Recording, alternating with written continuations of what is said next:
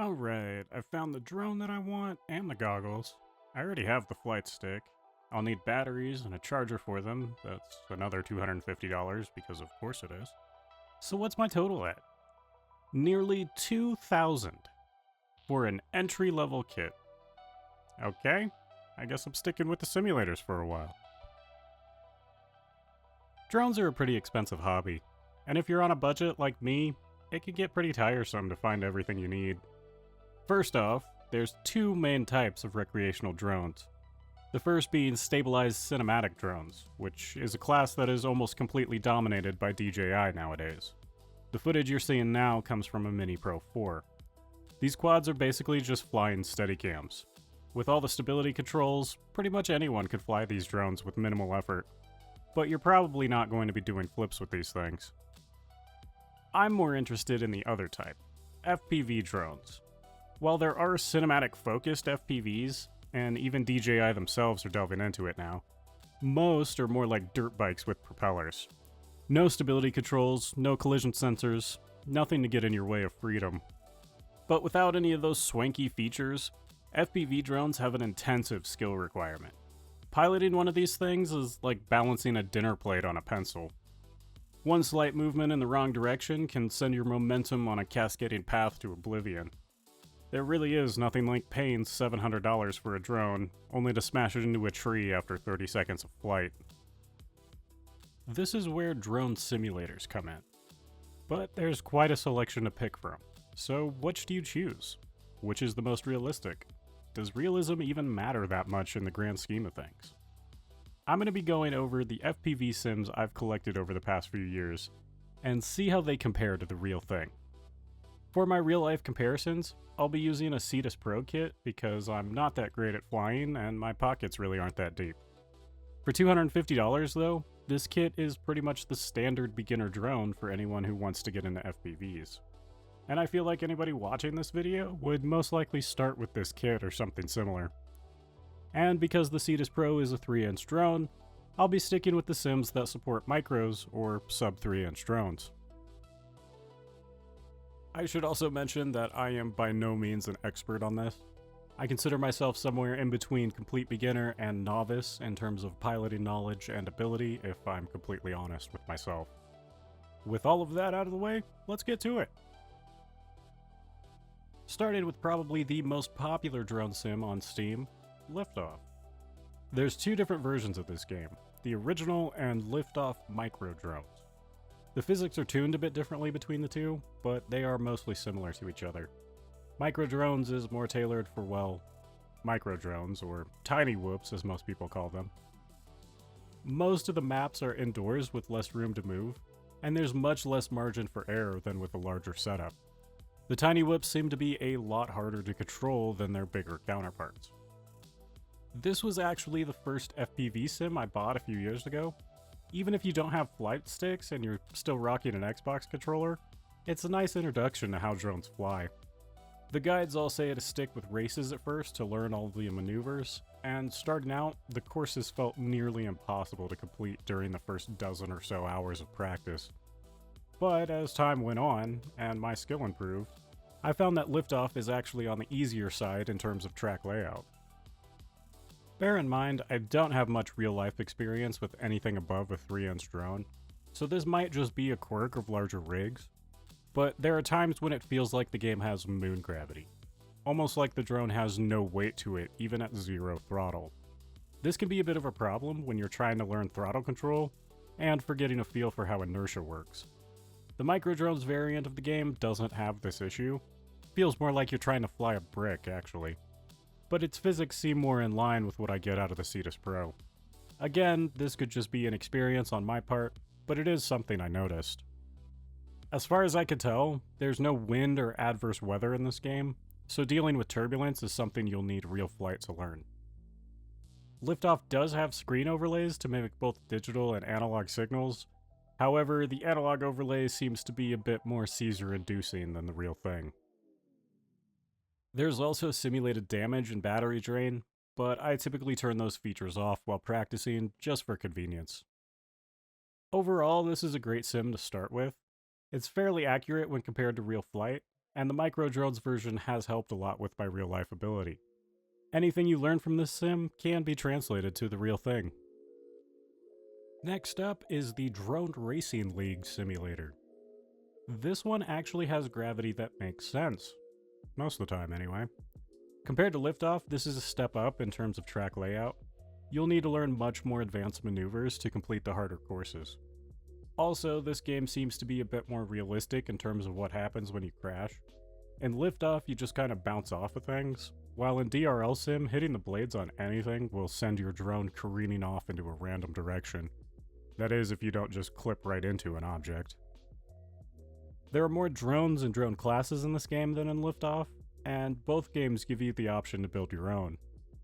I'm going to stick with the 3-inch class for this video, but DRL Sim also offers setups ranging from nano or sub 1-inch all the way up to 7-inch.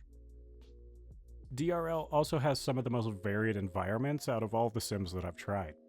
Most games only have a handful of different places to fly in, but this game has nearly everything from nature parks to abandoned malls. About half the courses are recreations of actual tracks that have been used in the real-life Drone Racing League, while the others are handcrafted originals to give more environments to fly in. While it has its flaws, DRL Sim seems to be one of the more polished games out of the bunch.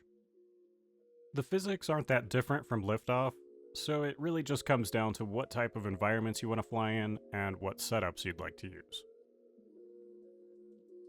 FPV logic. This game looks so much better than it actually is. Out of the box, the balance of the drone seems completely off. The sensitivity of the left stick is much higher than the right one. This makes it feel like you're simultaneously controlling a rocket ship and an 18-wheeler. Ideally, my preference is that the sensitivity of the sticks should be balanced. Both sticks should move the same weight, if that makes sense.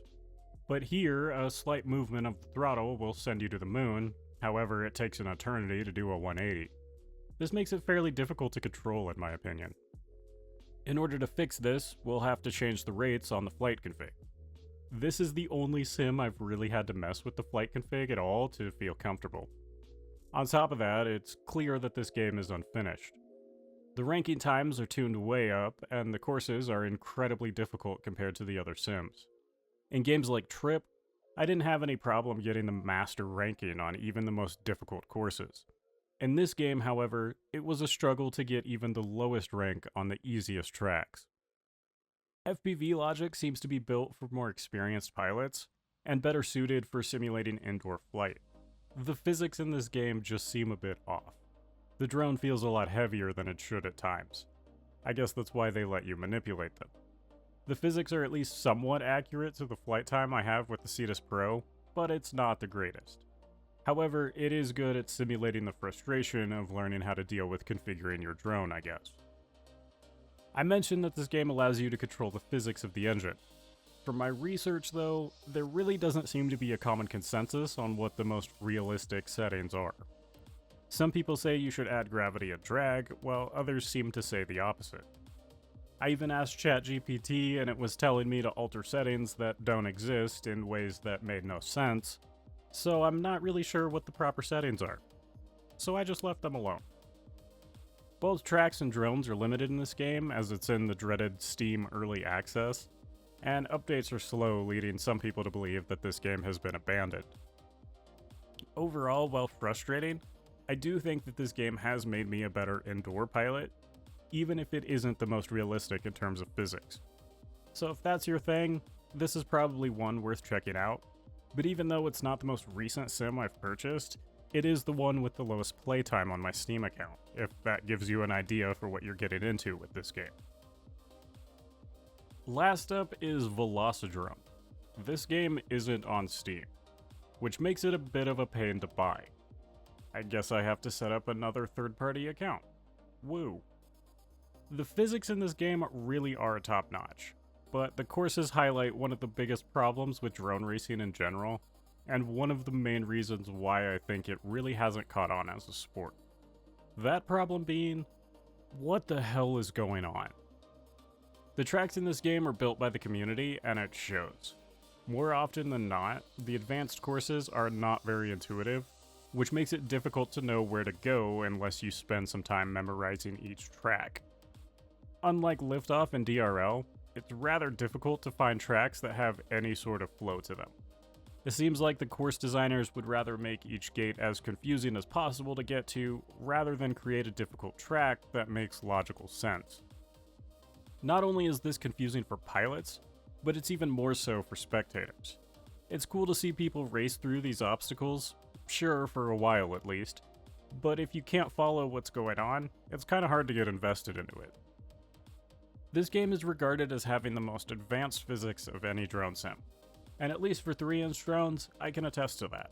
The weight and maneuverability seems pretty spot on from what I get out of the Cetus Pro. The battery drain simulation is pretty close to the real thing as well. I'd need more time to make a full assessment, but so far my only real issue with this game is finding tracks that fit my skill level that also aren't a nightmare to navigate.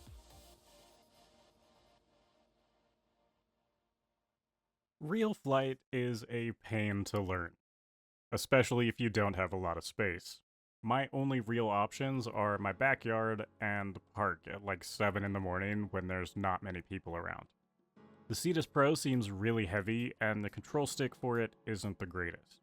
Even still, I have a ton of fun with it. I printed a drone gate to help me with accuracy, and that actually has helped out quite a bit. Turbulence is a real thing, especially for tiny whoops. You'll feel any slight breeze that comes your way outdoors, and even the AC kicking on can disrupt your flight indoors. The Cetus Pro is durable, though. I crash pretty much constantly, but the drone is still going strong after many, many hours of practice. I should probably change the motors at this point, however. Yes, that is my hair tangled in the propellers. No, I do not want to talk about it. The only complaint I have with this kit is the flight stick. The gimbals will wear out fairly quickly, like within the first few weeks quickly. This causes the drone to wobble at certain points, but I haven't found it to be that big of a deal, and it really can't be beat in terms of price. I'm sure I'd think differently with more skill, though. Overall, Velocidrone is the most realistic in terms of physics and wear, but that doesn't necessarily mean it's the best drone sim. The nature of the community tracks hold it back a bit in my opinion, but for free flight, it really can't be beat. For a complete beginner, Liftoff might be a better option over Velocidrone purely because it's more of a game than a sim. Having said that, Liftoff is still capable of teaching the things necessary for real flight. Personally, I've had fun with all of them, except for FPV logic, and even that game was still able to teach me different quirks of real flight. Sure, one might be more realistic than the other, but all of them teach the basics of the real thing. So if you're starting out, or want to, I'd just pick the one that appeals to you most and go from there. None of them are going to be perfect, but they all will at least give you an idea for how drones fly, and will help with building the muscle memory needed to sustain flight for more than a few moments. Thanks for watching, I hope you enjoyed, I hope you learned something, and I hope to see you in the next one. I'm out.